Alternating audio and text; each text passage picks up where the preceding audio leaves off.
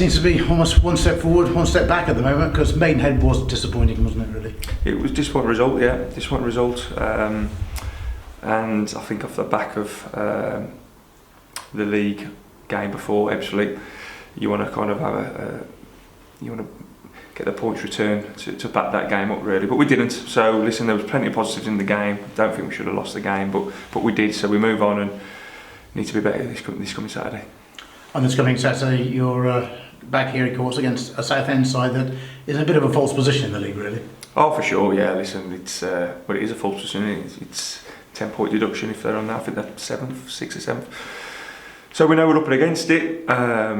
You know, I know they've had the troubles, the embargo and the lack of players, but the team that they put out is a very good team. So we have to be on it this Saturday and have to be ready and prepared for what they've got. I know if we do that, we've been competitive in every single game this season. We'll have a chance. Other than the obvious scoring, what other areas are you looking to improve on from the Maidenhead game?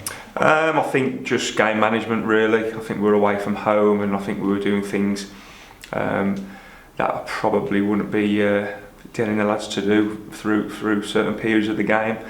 There were plenty of positives. We created chances, missed some golden opportunities, didn't get the rub of the green with the penalty. But listen, it's excuses. And did we do enough to win the game? No, but I thought certainly we were more than value for a point. This fixture is always an important one, isn't it, really? You can give yourselves a springboard heading into obviously what's a busy period for every club, isn't it? Yeah, I think the Christmas period is, you know, teams can turn a position upside down, really. So many points in a short space of time. 12 points up for grabs in the next 2 weeks, and you know, we want a healthy return. We need a healthy return, and the pressure's on us now to do that. Should be a good atmosphere. I mean, Southend, usually their fans travel pretty well. Listen, they're a top club, probably one of 3 top clubs in the league. Ex-championship within the last 20 years. Really good, strong fan base, good team, good manager. So listen, we'll welcome them, but hopefully they go back with nothing. Gordon Mateo's come in. Obviously, you're always presumably going to gradually introduce him. How's he settling in? Really well. I think the reason he didn't start last week is because he hasn't had much game time in the last month, and you know, only trained 3 days with the weather the week before. So I think it was right. He sees what we're trying to do and how we play, and the effectiveness that Amari Morgan-Smith has on the team. So listen, he's a handful when he comes on, and we played a behind closed doors game on Tuesday where he scored. So listen, I think we'll get him up to speed, and he's getting there right away. Might he start this weekend? He possibly might start, yeah. And throwing ahead to the Christmas period, I know it's always one game at a time, but Boreham Wood away and home. I mean, some might argue hardly a local derby over the Christmas period. That's a fair point, probably. But nonetheless, you've got to blame sometime, I suppose. Yeah, it doesn't bother me. Listen, I've been in the game all my life, travelled a lot further than Boreham Wood. Boxing Day, it's just another day for us. Christmas isn't for footballers, really. So, you know, we'll prepare as normal. We'll be in over Christmas and preparing ourselves right for Boreham Wood. In terms of your squad, injury-wise, how are you looking? No, very good actually, very good. You know, bar Leasley and Nat, who are long-term, unfortunately, again. You know, the rest of the squad's is healthy. Do you have any time frame on either of those? Minimum 6 on both weeks, which is unfortunate, and I feel both for the lads. It's just unfortunate scenarios, really. You know, hopefully we can get game time into them within February, looking to March, and hopefully we can end the season on a high with both. But you know, I've got to plan without them in the short term. If you have to, are you able to bring anyone else in, or are you happy with what you've got? I'm happy with what I've got now. We've got good numbers. I think players need game time, and I want everyone to benefit themselves and the football club.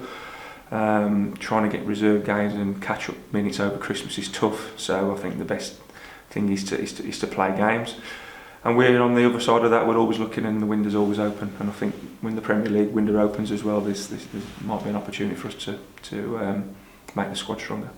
The other big news, of course, emerged from Agborough this week is Dean Holdsworth in as technical director. Tell us how that's going to work. Well, Dean's coming in.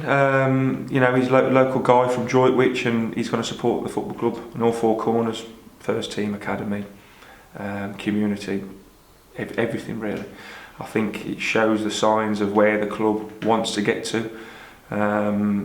how that looks, it's new for everybody. I haven't worked under a technical director before, but what I do know is come in and he's been helpful for everybody. So I'll just say watch this space really, because like I said, it's a new thing for me, it's a new thing for the chairman, and it's a new thing for Dean. So I think however it works, it will work. Clearly, the academy, you want them all playing the same way, as it were, from the lower age groups right through. Is that part of it? I think it's everything. I think it's overseeing things. I think it's another professional eye, experience on and off the field, with ventures he's had at previous clubs. But then the be all end all, it's the chairman who decides what he does. Like he pays me to run the team, and that's what I'll be doing. You know, as well as I do, some people looking from the outside will say, well, he could be a bit of a threat to Russ and Jim. How would you answer that? Would he be a threat now? I think I'd be out the door if it was a threat. I clearly know my job, and he's here to help.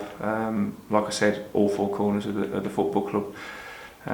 He'd be classed as a joint manager if he was coming to help me. So now I understand how people see it, but at the end of the day, as a technical director, we haven't had one. Every club's got one now in this football, in this league, whether it's a sporting director, technical director, and we're just trying to add those strings to our bow really. He obviously brings a lot of experience from his playing days and management as well, and of course the business side of football as well to a degree, and that's increasingly important, isn't it? Well, it is. Hence the role, hence the name. We'll be a soundboard for him, and vice versa. But at the end of the day, he's here to help the football club. Not just because we're near the bottom. This has been going on for a fair bit. This isn't just overnight. I just think the statement was done last week. That's all. He's been in the building for quite a long time now. Been seen at games, so yeah, it's new for me, but we've got a good relationship, so looking forward to see how it works. Final point, Russ. I'm not expecting you to tell me the number, but do you set yourself a target of points now over the Christmas period, say through to the 6th of January, for example? Set points target for the end of the season. How we get those, I really don't care. But to make sure we're safe, we've got to hit 50 points, and that's our target at the moment. Lovely, thank you very much. I know it sounds an obvious point as well, just going back into Saturday's game, but it's perhaps been a little bit of a while since Agba was a fortress, but had good results in the last couple of home games, and you can't undersell that, can you, in terms of how important that could be? I think the crowd have been really good. I think it's very easy when we're 23rd in the table to be negative and go the other way. I think the future will be what the future is, if you know what I mean. They've backed us and they're backing the players. I thought they backed us really well at Maidenhead the other day. They know we're trying to do the right thing, and I think in the last 4 to 6 weeks we're a better team. And a lot of those draws could have gone the other way. So listen, we need them on Saturday, but we've got to give them something to cheer about as well. Yeah, and it's shown, hasn't it, that the last 3 or 4 weeks that you speak about how quickly things can change in terms of points, but also momentum. Because it's different to being perhaps 30 points cut adrift at the bottom. You can easily put a run together. Oh, listen, I would say I'm not worried. Of course, I'm concerned where we are, but I know we can turn it around very quickly.